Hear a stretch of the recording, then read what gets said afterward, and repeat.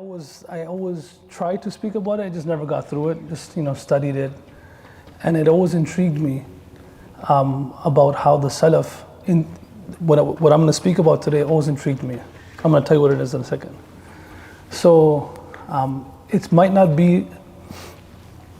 There's going to be different elements to today's topic, but the topic is how the Salaf al-Salihin honored the athar of the Prophet ﷺ. Honored, athar. Athar means anything that reminds you of the Prophet ﷺ.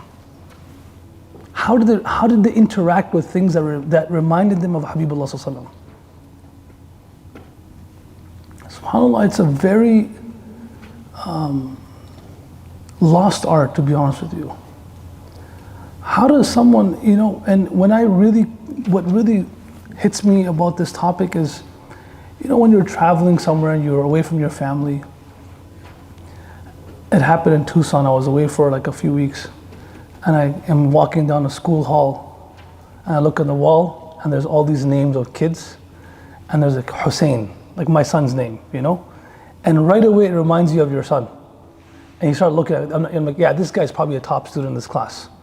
That's what you do, right? Or if you're somewhere and some kid reminds you of your kid, like naturally you're more inclined towards that person. Your heart just gravitates towards that person because he reminds you or she reminds you of someone you love. Whenever I see a Chevy Caprice, which is not very rare, not very often, those old boat Caprices. Whenever I see one of them, I think of my father, because it's the first car I remember sitting in with my father in my life. You see a Mazda MPV, you remember my dad. I remember my dad. It's like the first van we got in our life. So that these things start happening to you in your life as the people you love. It's really weird. It's a ridiculous example, which we'll delete from this audio after. But I never really even liked one basketball player, his name is Steph Curry. I didn't even like him in my life. Never liked him. I never liked 3-point shooters. But my brother Abdul Rahim loved him. He used to just play like him, shoot like him. And the moment he passed away, I started loving Steph Curry. It's really weird. And love is a weird thing. It's a very strange thing. When you love someone, you do things for that person that you would never do for anybody else in your life. That's what one of the words for love is, ishq. And ashaqa are these veins that basically wrap around a tree that suck the life out of the tree. Okay? So that's why it's called ishq. Ishq is when your heart gets wrapped around with love and it basically sucks the life out of you. Does that make sense? That's another level that happens. The people who love the Prophet ﷺ, love Allah subhanahu wa ta'ala, it just wraps their heart and it sucks the life of dunya out of them. That's why الَّذِي خَلَقَ الْمَوْتَ وَالْحَيَاةَ لِيَبْلُوَكُمْ أَيُّكُمْ أَحْسَنُ عَمَلًا. Maut is mentioned first because for them, this world is death. And being with their beloved is life. So their heart's already wrapped with the love of Allah. And everything in this world is a barrier. So they don't love dunya, they love alameen, alam, the universe. Why? Because the universe reminds them of Allah. They don't love the stars, they love the creator of the stars. They don't love the moon, but they love the resemblance of the Prophet to the moon. The Prophet looked like the moon. Or the moon reminds, so everything reminds them of their beloved. So how did the Salaf al-Salihin, and in hub, al-muhabba, it also comes from the word hub and habba. And habba is a seed. And seeds have to be nurtured for it to become fruitful. And the seeds of love for the Prophet ﷺ are nurtured through knowing about the Prophet ﷺ. Sitting in gatherings like this, you nurture yourself through it. And as you nurture the seed, then it blossoms into a garden of love for the Prophet ﷺ. So I'm not speaking about the love of the Prophet ﷺ today. What I'm going to speak about is how the Salaf interacted with anything that reminded them of the Prophet ﷺ. His name, hadith, a person. I'm also going to share a story with you about an oppressor, literally an oppressor, When you hear the story, you'd be like surprised, man. Like an oppressor who put someone through so much difficulty, but that person had some attachment to the Prophet ﷺ, because of which the man loved that person. The mazloom loved the zalim because of that. Right? And ultimately, what is something in the world that reminds us of the Prophet the most? It's a place.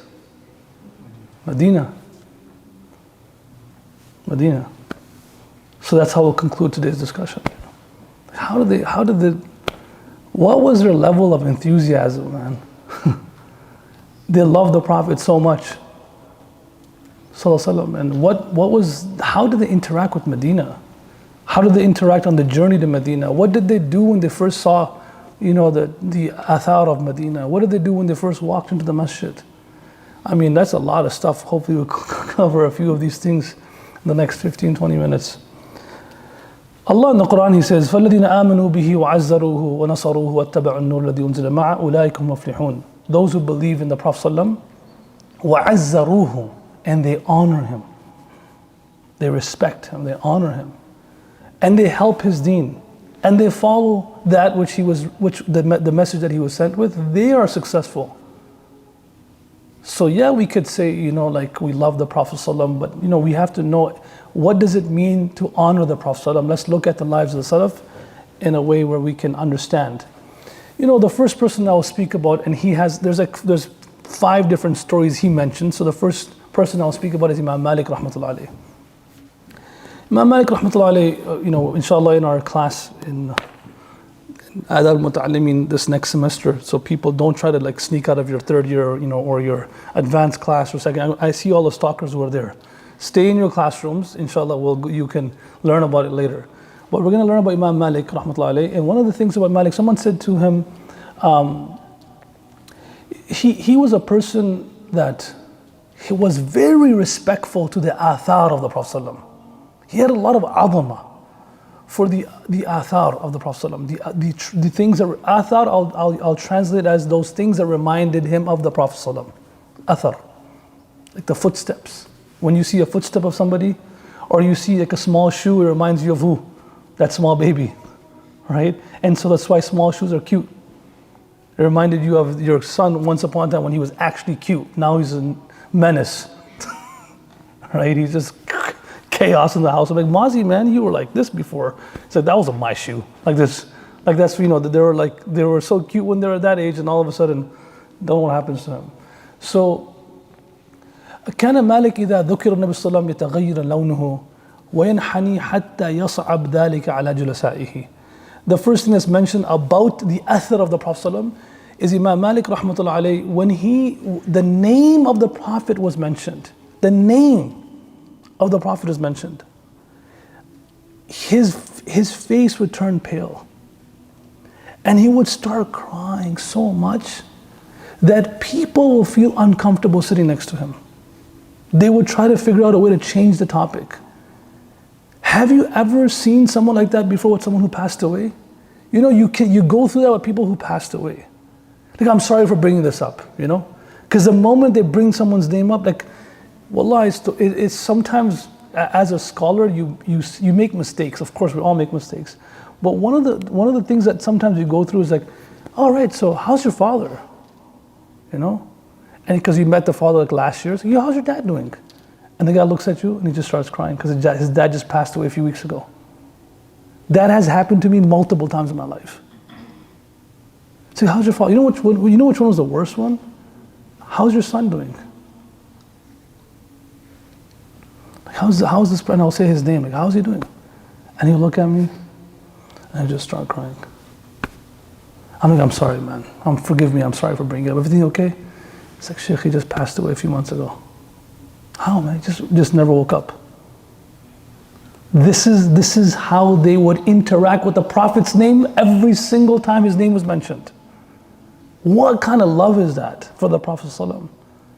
You know why? Because these people had so much love for him, and they were so enthusiastic to meet him that, it's like Hassan Basri rahmatullah, he says, this is like I love this line of Hassan Basri rahmatullah. He used to say, whenever the Prophet's name was mentioned, he used to cry.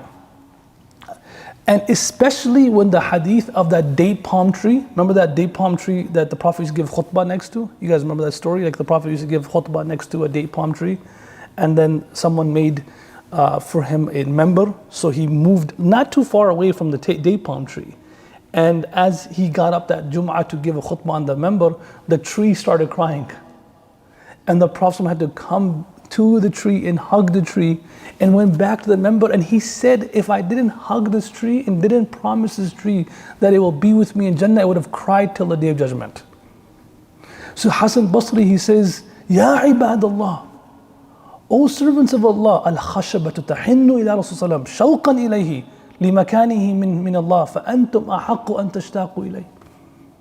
He says, O servants of Allah, this tree, like lifeless, and it has life, but lifeless, has so much enthusiasm and misses the Prophet so much that the Prophet just went a little bit further and it started crying. He said, you're more worthy of crying for the Prophet to meet him. Your enthusiasm should be much more than just the tree itself. And you know the word ibarah. You know what ibarah means? There's a word abara, ayn bara. Man, I'm a little geeky with language, so forgive me. But there's miftah students, so it's all good. Abara, fa'tabiru ya ulil absar. So i'tibar means to take lesson, right? Ibrah means lesson, and abara means tears, abara. So the reason why they come together is those who take lesson shed tears. And i'tibar also means ihtiram. The same word means respect. Those who have respect also cry. It's a sign of respect for your mother, your father, for the city of Medina, for the Prophet's name, to shed tears.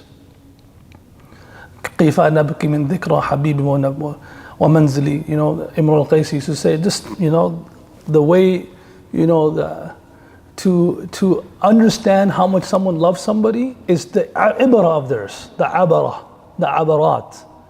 Is to the tears that flow from your eyes is a sign of respect and love for the one you're loving or the one you're respecting. So Hassan Basri used to say, look at this tree, man. You should desire to meet the Prophet more than the tree was desiring to meet the Prophet ﷺ. So Imam Malik used to be in the situation, people in front of him used to get uncomfortable. So one time, one of his students, he asked Imam Malik this. Another thing about Imam Malik, he's like, إذا أراد أن يخرج ليحدث حديثا توضأ وضوءه للصلاة ولبس أحسن ثيابه ولبس قلنسوة ومشط لحيته ولبس عمامته. Whenever he would come out to teach hadith, he was a different person. It wasn't the same Malik. He would first do wudu, sometimes take a shower, wear the best. He had a pair of clothes that was designated just to teach hadith. And that was his most expensive clothes. The most expensive itar just to teach hadith. He would, wear his imama, his turban. He would comb his beard. It's literally like a groom getting ready to get married. And someone said to him, there's one of his students, Abu Salam al-Khuza'i, he said to him, why do you do this for? Why is it that when the Prophet's name is mentioned in front of you, you cry so much, you have this much honor for the Prophet's name? So he said, لو رأيتم ما رأيت لما أنكرتم على ما ترون. He said, if you were to see what I saw, you would not be shocked from what you're seeing. Does that make sense? If you were to see what I saw, you would not be shocked. Because Imam Malik is talking about the people he saw. Okay, so he gave 5 different small anecdotes of this. He says, لقد كنت أرى محمد بن منكدر. I used to see Muhammad bin Munkadir. وكان سيد القراء, and he was the greatest scholar. لا نكاد نسأله عن حديث أبدا إلا يبكي حتى نرحمه. He said, Muhammad bin Munkadir, he was such a great scholar. Wallahi, we could never ask him about a hadith and that he would not cry, so much so that we would have mercy on him. Why is he crying so much for? Because the hadith reminds him of who? The Prophet ﷺ. Habibi, if you look at all of our brothers' WhatsApp, like, you know how you can pin messages, right? Look at Mufti Abdul's WhatsApp. The pin message will be Abdurrahim, his brother, right? My pin message will be my brother, right? And you just go back and look at, the other day I found like a WhatsApp group in which was like, it's so ridiculous. Like I found a WhatsApp group for like during COVID, we started like, I kind of started helping out, because I only eat hand slaughtered chicken, and my mother used to always ask me to get some chicken for her. I was like, man, I can't do this, man. You know, we're all like people of convenience, so I called them, you know, a farm. I said, hey, you know, how about I buy hundreds of pounds from you? And it worked out. So these guys named it Miracle Farms, and we were getting chicken from a farm, and my mom was getting like tons of chicken at her house, and I was getting chicken at my house. And there was a group that we made, a WhatsApp group called Miracle Farms, and my brother was on that group. I never knew that. Like, I was going back looking at the group, and now I'm reading all of his old messages. And like every time you read his message, like, man, like as if he's talking to you, and you can't wait to see him again. You see what I'm saying? Like, it's really crazy. So you understand why they're saying Qala Rasulullah Sallallahu Alaihi Wasallam. Forget about it. That's it. Like, we never seen him, man. We wish we can see him. You know, I remember after the Vancouver program, man, I'm not flexing here. You know, I always remind you that I'm not flexing. All right. I remember meeting Habib after the program, and he was speaking after me, and he came and he asked me. He said, "So what did you speak about, Sheikh?" I said, "Man, these people that are in this gathering, they had so much energy in the room. They're gonna blow the roof off." Like, when I walked up, they thought it was Habib. I was like, oh, they're like this, you know, like, oh. I'm like, man, like, this is crazy. It's the first time seeing that in my life. I was kind of getting jealous. I was like, no one's that excited to see me. I wish my wife was. Anyways, my mother is for sure. So I was like, I said, you know, I wish. It's like I come back to him, like, you know. He said, what did you speak about? I said, Habib. His name is Habib. He doesn't like people call him Habib. Muslims, he doesn't like when Muslims call him Habib. We should call him Habib. That's his name. So I said to him, you know, Habib, I said to them that, man, I'm marveling over your enthusiasm to meet someone who is named after Habibullah Sallallahu Alaihi Wasallam. And he's not even Habib, he's named after Habib Sallallahu Alaihi Wasallam. So imagine the enthusiasm of the lovers of Habibullah Sallallahu Alaihi Wasallam, how much enthusiasm they have to meet him. And subhanAllah, I looked at this rock solid fighter, you know, who doesn't get rattled by anything. And he looked down and he was crying. He said, I don't want to even be associated. I don't deserve to be associated, in the same sentence, right? So Imam Malik is saying, Muhammad al-Munkadir, he would cry so much until we would have mercy on him. He says, Kuntu ara Ja'far, number 2, he said, Kuntu ara Ja'far bin Muhammad wa kana kathir al-da'ab wa tabassum. This one always gets me.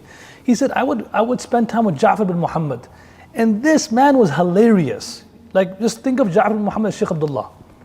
Sheikh Abdullah, just a funny guy, clown. You know, of course, he's a really knowledgeable person. But, you know, whenever you see him, he's always making people laugh. He's always smiling. He says, this man, فَإِذَا ذُكِرَ عِنْدَهُ النَّبِيُّ صَلَّى اللَّهُ عَلَيْهِ وسلم إِصْفَرَّ لَوْنَهُ. He said, the moment the Prophet's name was mentioned, boom, something changed. Immediately something changed. You know, for us, like that's very difficult for us to happen. Like Sunday chilling and Monday hangover. You know, to flip the switch is not easy. We're still stuck on it. Like sometimes my wife is stuck on something that happened 12 years ago. I'm like, bro, that's 12 years ago. Let's flip the switch. Let's move on. You know, it's done. Nothing's going to bring that back. They're just like right away. The Prophet's name is mentioned. He says, وَمَا رَأَيْتُ يُحَدِّثُ عَنْ رَسُولٍ إِلَّا عَلَىٰ طَهَارَةٍ. He said, I've never seen him in my life mention the Prophet's name except for with wudu. Out of respect for the Prophet's name, sallallahu alaihi wasallam, because the Prophet's name, Muhammad, reminded him of who? Sallallahu alaihi wasallam. So if someone's name is Muhammad, right away you think Muhammad sallallahu alaihi wasallam. Right, when someone's name is Abu Qasim, you remember Qasim, the son of the Prophet who passed away. Someone Abu Qasim, remember the Prophet sallallahu alaihi wasallam. Someone Ibrahim, remember the Prophet's son. All these things remind you of your beloved, sallallahu alaihi wasallam. He says, that's third story, he says, وَلَقَدْ كَانَ عَبْدُ الرَّحْمَنِ بن القاسم يذكر بالسلام فينظر إلى لونه كأنه نزف منه الدم وقد جف لسانه في فمه هيبة الرسول صلى الله عليه وسلم. He said, if you've seen Abdul Rahman bin Qasim, when he would mention the Prophet's name and you would look at his color, it would turn pale and as if he's about to bleed from his nose and his eyes. You know, just so red. That's how red he would get. And his tongue would start stuttering out of just respect and awe of the Prophet. He says, وَلَقَدْ كُنْتُ آتِي, fourth story, وَلَقَدْ كُنْتُ آتِي عامر بن عبد الله بن زبير فإذا ذكر عن النبي صلى الله عليه وسلم بكى حتى لا يبقي في عينه دموع. He says, I would come next to Amr ibn when I would come to Amr ibn Abdullah bin Zubair, the son of Zubair is Abdullah, his grandson Amr. He says, when the Prophet's name would be mentioned, he would cry so much that he would not have any tears left to cry. Khalas, that's how much he would cry when he would hear the Prophet's name. He says, وَلَقَدْ رَأَيْتُ الزُّهْرِي, the fifth story he mentions. He says, Imam Zuhri was known to be a person that remembered everyone's names. كَانَ مِنْ أَهْنَى النَّاسِ وَأَقْرَبِهِمْ. Like he was a person that was he was like, in Urdu we say, yaron ka yar. Like he was a friend of everybody. He recognized everybody, he would ask everyone, he was personal with everybody. He says, فَإِذَا ذُكِرَ عِنْدَهُ النَّبِيُّ صلى الله عليه وسلم, when the Prophet's name was mentioned in front of him, فَكَأَنَّهُ مَا عَرَفَكَ وَلَا عَرَفْتَهُ. It was as if he did not even recognize you. He's like this, stunned. And you not recognize him. Like, what happened to this guy? He's a completely different person. Imam Ahmad bin Hanbal rahmatullahi alayhi, this is the 5 things that Imam Malik mentioned, the stories, I just shared it with you. Imam Ahmad bin Hanbal, I'll read the story to you in Arabic. لما امتحن في فتنة خلق القرآن, when he was tested through the the aqidah of the people that believed that the Quran was a makhluk of Allah, and he stood steadfast. وتعاقب ثلاثة من خلفاء بن العباس المأمون معتصم الواثق. And this test and trial, I'm not going to go into the details, we don't have time, but of course inshallah the first year that you're going to be stalking me, we'll be talking about him as well. So he went through 3 different, there's like what is it called? Not called the establishments. Biden and Trump. Administrations. I'm sorry, I'm not a politician. Okay, he went through 3 different administrations from Banu Abbas. Okay, he went through Ma'mun, who started it, Mu'tasim, who actually just destroyed it. Imam Ahmad bin Hanbal, he went crazy, and the third was Al-Wathiq. So during Al-Wathiq's time, he said, bring him out. And they used to love seeing people debate. They were just weird like that. That's why in our maslak, we're not supposed to be debating. Don't make everything a debate and a discussion. I like this, not like that. This is against the fabric of Islam. It's okay if you don't agree with somebody, move on. Don't, especially with elders. Al-kaf al-nisan. You should be able to hold your tongue back. Don't say anything if there's elders in the room. They're saying something you don't agree with. Who cares? Move on. So he was now brought out in front of Wathiq. And Wathiq, while he's chained up, ناظرهم وهو على تلك الحال. While he was chained up, he was debating with these people. They were saying this and he was saying this. فَخَصَمَهُمْ وَقَطَعَ حُجَّتَهُمْ وَأَبْطَلَ مَكِيدَتَهُم. And so Imam Ahmad rahmatullahi always won the debate, but everyone was too stubborn to see it. They were like, oh no, go back. But this time Wathiq, Allah opened his heart. He said, man, this guy's evidence is clear. What you guys are saying is wrong. This guy, Imam Ahmad is saying, he's about 70 years old now. He said, what he's saying is 100% correct. He said, you guys get out of here. فَأَمَرَ أَن يَفُقَّ قَيْدَهُ. He said, remove his chains, let him go. So now Imam Ahmad, I want you to picture this. He was chained up, and the moment they opened the chains and the handcuffs, أخذه الإمام أحمد. Imam Ahmad grabbed them all and put them in his hand. فنازعه إياه السجان. The people who were the guards, they wanted to take the chains back from him. And فأمر الواثق أن يدفع القيد الإمام فدفع إليه. Now Wathiq said, no, give it back to him. He wants to take the chains, let him take the chains.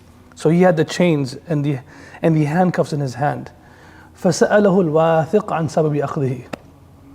Wathiq then asked Imam Ahmad Hanbal, why are you taking the chains and these handcuffs with you? فأخبره أن ينوي به أن يخاصم به من ظلموه عند الله تعالى يوم القيامة.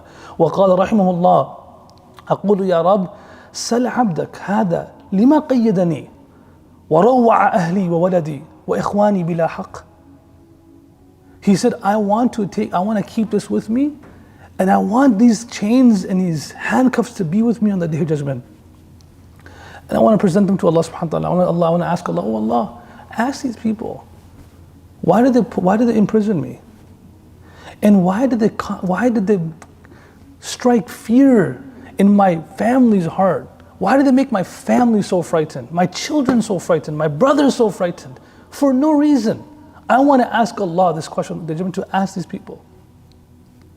Why did they make my whole family go through this? So much pain. It has something to do with me, just take care of me. Why are you putting my whole family through this for?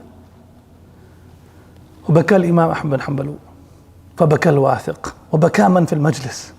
Imam Ahmad started crying. I'm going to ask Allah about this. Because it's easy to go through pain yourself, but then seeing your family go through pain is difficult.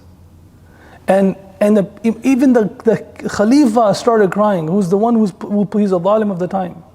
And the people that were putting him through this started crying. ثم سأله الواثق أن يجعله في حل وسعة مما ناله على يديه. He said, then the Khalifa, Wathiq, he says to Imam Ahmad Hanbal, he says, Shaykh, please, I beg you, forgive me. Please, you can't leave this room until you tell me you forgive me. You got to let me go, because I don't want to be someone who's held by you on the Day of Judgment. Now, this man is from Banu Abbas, right? So when you say Banu Abbas, what's one of the first things that comes to your mind? Abbas, radiallahu anhu. Man, I don't even know how to tell you. I can't even explain this to you. That's how deep this is. When you say Banu Abbas, the first thing that comes to your mind is Abbas bin Abdul Muttalib. And if you love the Prophet so much, then you think of Abbas and his relationship with the Prophet. Do you understand? Abbas. When the Prophet would be sitting in the room and Abbas would walk in, the Prophet would lower his voice. And he would tell people, أمرت أن أخفض صوتي أمام عباس كما أمركم الله أن تخفضوا أصواتكم عندي. Allah has ordered me to lower my voice when my uncle walks in, the way Allah has ordered you all to lower your voice when I'm in the gathering. Abbas would sit right next to him. The night when Abbas was in prison in Badr, the Prophet couldn't sleep the whole night. He cried the whole night. How can I sleep when my uncle is chained up? That's the love he had for Abbas. So when someone says, I'm from the children of Abbas, look, it's easy for us to think of this now. When someone says, where are you from, brother? I'm from Gaza. What do you think? Right away. Like a whole scene unfolds in front of you. Maybe this person has nothing to do with Gaza right now. Nothing. But the thing is, what you're going to start thinking of because you love the people of Gaza and what's happening there, you want to help them, you're going to right away start loving this person. This person, these people, 3 administrations of straight dhulm and oppression. But these are people that are from the family of Abbas. That's what they call Banu Abbas. So now imagine, Imam Ahmad, he says, now you understand the picture? Imam Ahmad, now this man is saying to Imam Ahmad bin Hanbal, please forgive me. Imam Ahmad bin Hanbal says, Wallahi ya Amir al-Mu'mineen, لَقَدْ جَعَلْتُكَ فِي حِلٍّ وَسِعَةٍ مِّنْ أَوَّلِ يَوْمٍ إِكْرَامًا لِرَسُولِ صلى الله عليه وسلم إِذْ كُنْتَ رَجُلًا مِّنْ أَهْلِهِ. He says, what are you talking about, Amir al-Mu'mineen? Wallahi, the day I was imprisoned by you people, I forgave you and I used to make dua for you from the first day out of respect for the Prophet ﷺ, because you people are from his family. You're from Abbas's family. Khalas is it. And these people understood the generality of the word neighbor. The Prophet ﷺ was told that Jibreel salam told me to take care of my neighbors until I thought that they will inherit from me. And that neighbor, the word neighbor, did not have an adjective, good or bad. Do you understand what I'm saying? It was just neighbor. That's it, khalas. You got to take care of the neighbor. This is the same thing with the family. It's not good or bad. And they understood that because these people reminded them of the Prophet ﷺ.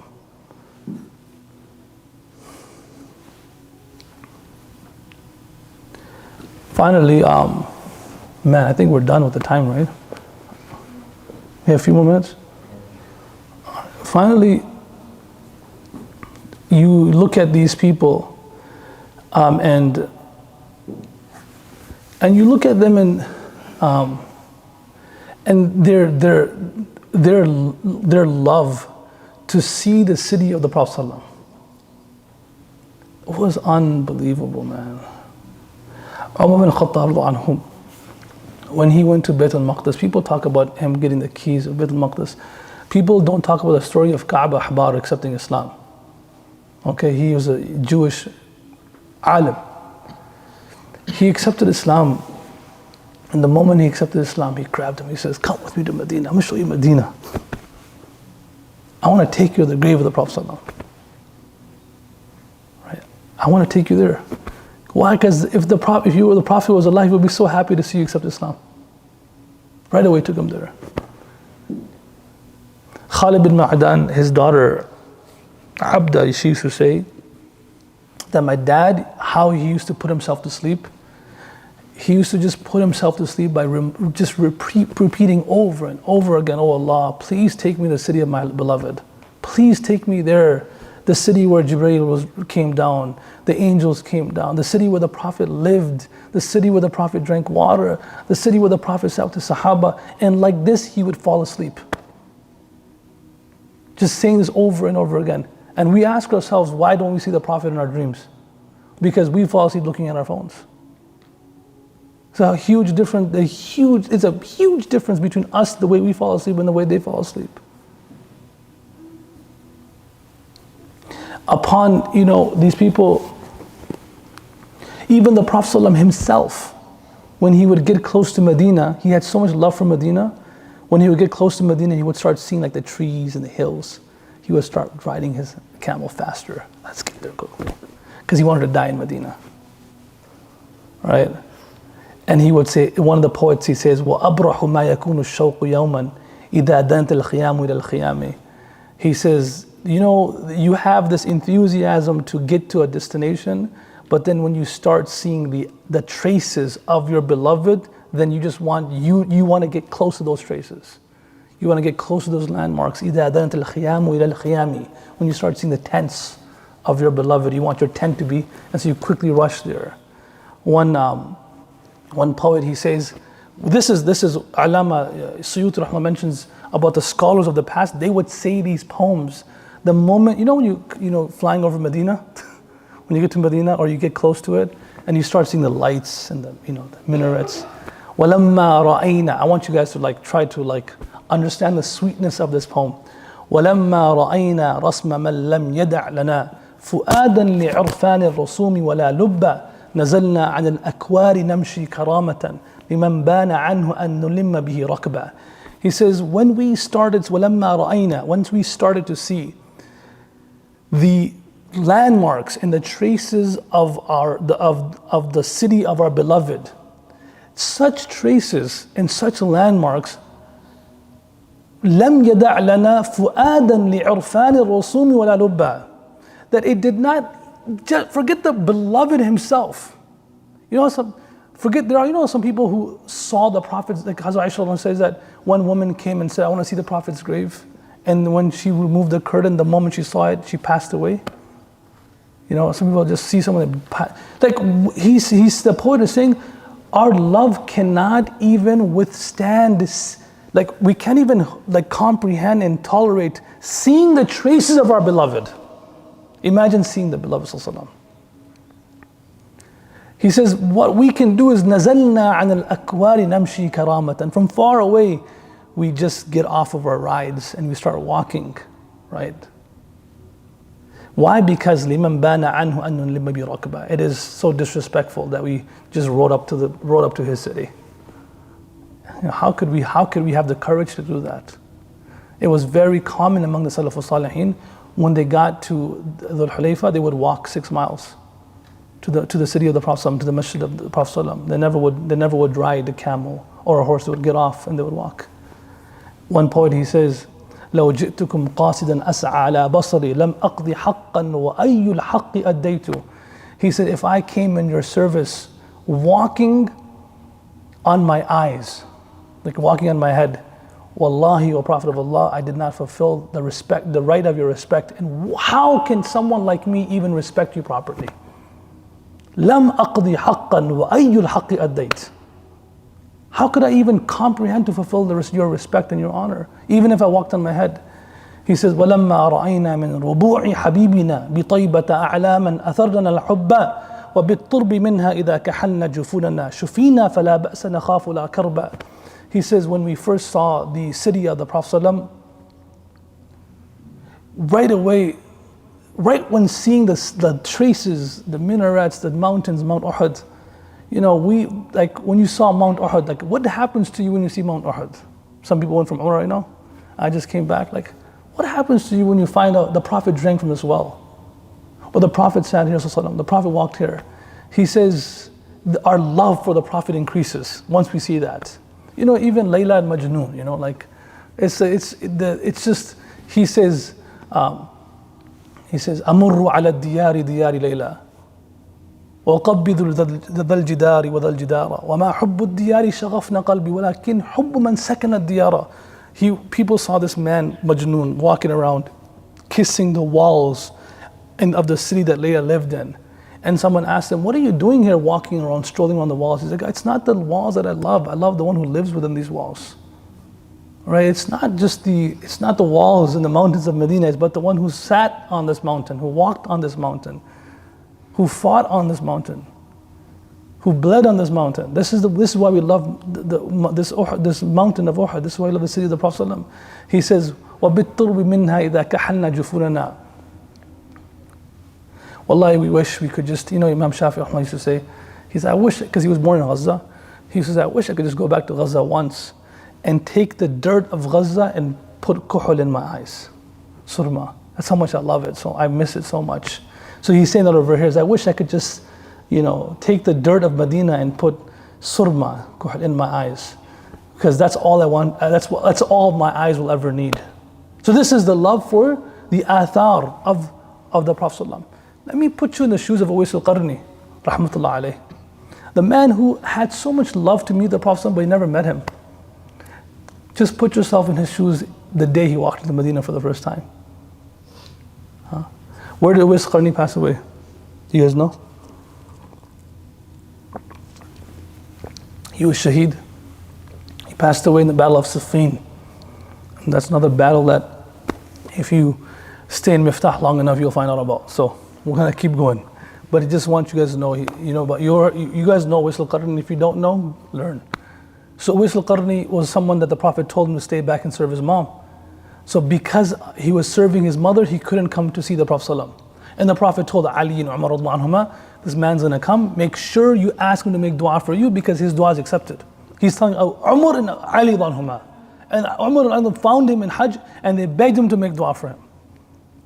With the condition, Umar ibn Khattab used to stand up every year. He's like, is there anyone from this village here? And he stood every single year. One day he did that, one guy stood up, he's like, that man met the criteria of that person from that village. He's like, the only one person standing. Anyone from Yemen, everyone's standing. Then anyone from here, and all the way till the family tribe. So one time he did all that, and this man was standing, he's like, are you Uwais? And he says, no, that's my crazy cousin. He's like, you're crazy, where is he? That's what he said, that's my crazy cousin. He said, you're crazy, where is he? And Umar al-Khattab, he said, oh, he's over there grazing his sheep. Boom, he bolted right there. He was giving the talk, he left. And Ali chased him. Imagine that, like Umar and Ali chasing this man, finding him, like they saw him, he says, he's like, make dua for us. He said, no, how am I doing make dua for you? He said, the Prophet told us to say his salam to you. And he told us, when you see him, tell him to make dua for you, because his dua is accepted. And he said, okay, I'll make dua for you with one condition, don't tell anybody else. He used to always hide. He always traveled, because people knew this now. So people would come flock towards him, so he never lived in one place. SubhanAllah, this man now finally walks into the city of the Prophet ﷺ. After all that. Brothers and sisters, the moment he walked into the Prophet's masjid, he fainted. And he got back up, fainted again. Got back up, he says, I can't live here. I just can't, I'm sorry. I'm going to go in the path of Allah and die as shaheed. Right? I mean, like, this is such love for the athar of the Prophet ﷺ. Athar. What reminds you of the Prophet ﷺ? Bilal, anhu, 20 years after the Prophet passed, he left, he couldn't give adhan anymore. And the Prophet came in his dream and he said, "Ya Bilal, what's this disloyalty? What's up?" And Bilal finally comes back, and he's walking the same streets that he walked with the Prophet. He's standing in the same place where he once used to stand and see the Prophet walk out of his house. And he gave adhan, and everyone just started crying and weeping in the city of Medina. Right? Remembering the Prophet's time.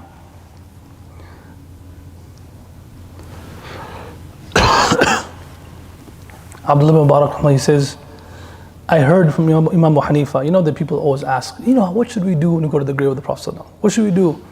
So Imam Abu Hanifa, rahmatullah, he says, Abdullah ibn Mubarak, he says, I heard from Imam Abu Hanifa that he said that there was a scholar, his name was Ayub Sakhtiyani, rahmatullah alayhi. He was a great tabi'i, one of the kibar of tabi'in. He says, when he came to Medina, I wanted to see what his behavior is upon seeing the city of the Prophet, upon walking into the masjid of the Prophet. He says, when I saw him, his face was just pale, and the entire time he was just quiet, as if he didn't know how to speak. He was just mute. And the entire time he was just crying, just tears flowing down. He said, Imam Hanifa says, then I realized the greatest speech is just tears. The greatest dua is just tears. Hazrat Shaykh Rahmatullah Alayhi, he writes this poem, he says, Be-zubani tarjuman shauq behad ho to ho, warna pesh yaar kaam aati hai taqreeran kahin. Gar agar char aansu hale dil sab keh diya unse, diya mujhko zuban ka kaam chashme khoon fashan tune.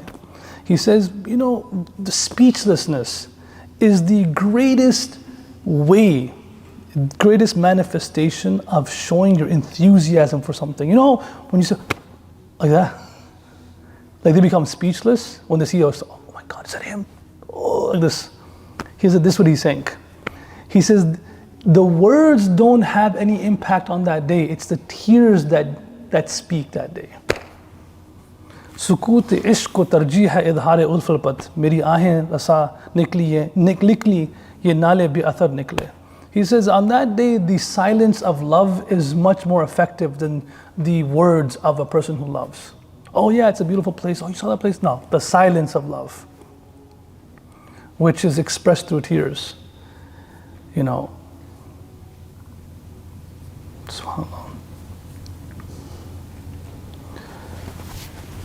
When the people would come to the Prophet's grave, people just came back from Medina Munawwara. When they would come there, they would, we know that the verse, وَلَوْ أَنَّهُمْ يَظْلَمُوا أَنفُسَهُمْ جَاءُوكَ فَاسْتَغْفِرُوا اللَّهَ وَاسْتَغْفِرُوا الرَّسُولَ لَوَجَدُوا اللَّهَ تَوَّابًا رَحِيمًا. Al-Allama Atabi mentions the story of this one Bedouin who came to the Prophet's grave, and he goes to the Prophet's grave and he says, Allahumma innaka qulta wa qawluka al-haq. He says, oh Allah, you said and your statement is true. وَلَوْ أَنَّهُمْ ظَلَمُوا أَنفُسَهُمْ جَاءُوكَ. If these people committed sins, they came to you, O Prophet of Allah. فَاسْتَغْفِرُوا اللَّهِ. They asked Allah for forgiveness. وَاسْتَغْفَرْ لَهُمُ الرَّسُولُ. And they asked the Prophet to ask Allah for forgiveness on their behalf. لَوَجَدُوا اللَّهَ تَوَّابًا رَحِيمًا. They would find Allah to be all forgiving, all merciful. وَقَدْ أَتَيْتُكَ مُسْتَغْفِرًا مِّن ذُنُوبِي مُسْتَشْفِعًا بِكَ إِلَى رَبِّي. He said, oh Allah, I have come to you seeking forgiveness for my sins. And oh Allah, I have come to your Prophet to intercede on my behalf, because you said he's the one who, if he intercedes on my behalf, you'll accept. فَأَسْأَلُكَ يَا رَبِّي أَن تُوجِبَ لِي الْمَغْفِرَةِ كَمَا أَوْجَبْتَهَا لِمَنْ أَتَاهُ فِي حَيَاتِي. Oh Allah, I beg you that you forgive me, even though I have come to him after he has passed away, but the same way you forgave those who came to the Prophet while he was alive and he asked Allah for forgiveness, I want you to forgive me that way. And then he mentioned the poem, يا خير من دفن بالقاع عظمه فطاب من طيبهن القاع والأكم نفس الفداء لقبر أنت ساكنه فيه العفاف وفيه الجود والكرم أنت الشفيع الذي ترجى شفاعته على الصراط ما زلت القدم وصاحباك فلا أنساهما أبدا من السلام عليكما ما جرى القلم. He said, oh, the one who is the best person who have يا خير من دفنت بالقاع عظمه. The best thing the dirt has ever touched is your body. That's pretty crazy expression. That's why, according to most ulama, jumhur ulama, the most precious and blessed place on this earth is the dirt that's touching the Prophet's body. فَطَابَ مِنْ طِيبِهِنَّ الْقَاعُ الْأَكَمُ. And your presence made the dirt and then the rocks and everything around it, it just blessed the entire presence, just you being there. نَفْسِ الْفِدَاءُ لِقَبْرٍ أَنْتَ سَاكِنٌ. Oh Allah, O Prophet of Allah, the Sahaba used to say, may our lives be sacrificed for you. They said that while you were alive. O Prophet of Allah, I'm saying to you, may my life be sacrificed for your grave. The way the Sahaba sacrificed their life for you while you were alive, I will sacrifice even if you're not here. Big difference. Someone in front of somebody is different in your absence. Oh Allah, O Prophet of Allah, you're the one who I hope that you'll intercede on my behalf on the Day of Judgment. This poem he mentions, long poem. It's actually engraved on the Prophet's, when you go to his grave right now, Rawda Mubarak, it's engraved there right now. They still have it over there if you look at it properly. Alam Atbi, he says, I fell asleep. I saw the Prophet in my dream, and the Prophet told me, go to this Bedouin and tell him, I have asked Allah for forgiveness and Allah has forgiven him. He woke up, chased him, and he told him. So brothers and sisters, wallahi, these are just some few thoughts that came to my mind about, making sure that we have respect and honor. We go to Medina Munawwara, when we're leaving Medina Munawwara even, when we're coming back from Medina Munawwara, the people of the past, when they would leave, they would always be scared because the Prophet said that this Medina Munawwara it will not let anyone that does not have Iman live in it. It would just filter people out. So they would feel that they're being filtered out. So the only way that they left Medina was the intention to serve Allah's deen. Otherwise you're being filtered out. Literally, that's the only purpose you can leave Medina, and you can make you feel better, is that, okay, I'm going to take the Prophet's deen and spread it all over the world. And if I have to die there, I'll die there. That's the only place I can die, is if I would rather just live in Medina and die in Medina, but Sahaba lived outside of Medina and died in those cities and countries because they were serving Allah's deen. He's like, उठ के साक़िब गो चला आया हूँ उसकी बज़म से दिल की तस्कीन का मगर सामान उसी महफिल में है. He says, even though I have left this place physically, but I have left my heart there. I have left everything that I can get comfort from over there. أريد وصاله ويريد هجري فأترك ما يريد لما أريد. The poet, he says, I want to stay next to the Prophet's grave the whole day, the whole night. But the Prophet desired from his Sahaba to go all over the world, spread his deen. So I will sacrifice what I want for what he wants. So the Salaf al-Salihin had an amazing way of showing love and respect to anything that reminded them of the Prophet ﷺ. I managed to, just share a few of those, incidents and a few ways that they were so moved by anything that reminded them of the Prophet ﷺ. Inshallah, one day we will speak about, how they love the Prophet ﷺ. But today I just wanted to speak about this. In our life, we should be the same way. When we are sitting in the gathering of Hadith ﷺ, we should never speak. This is as if the Prophet is alive right in front of us. When you go to Medina Munawwara, as if he's alive right in front of us, you should be so respectful. When someone's name is Muhammad, it should make us look at him differently. Someone's name is Aisha, think of Aisha anha. Imagine the way you start thinking changes, because you love him so much, everything just revolves around him in that manner. And inshallah, if we start doing this, we're successful, because Allah says, those who honor him, honor the things that he stood for, honor the things that he loved. There was a Sahabi who even started combing his hair like him. And anything you find, I always say, I'm going to finish with this, I always say, people are like, why are you wearing this turban for? I'm like, you know what, man, I'll be honest with you, I'm sure I got it wrong. I'm sure I got it wrong, but I'm ready to meet the Prophet on the Day of Judgment. He look at me and say, what are you wearing? I'm sure many of the sisters, the Ummahat al-Mu'minin, are not going to recognize, what are you wearing? What kind of hijab is this? And we'll be like, mother, I thought you wore this. No problem. At least you gave it a shot. Right? And I feel the same way about the Prophet. He's like, what are you wearing?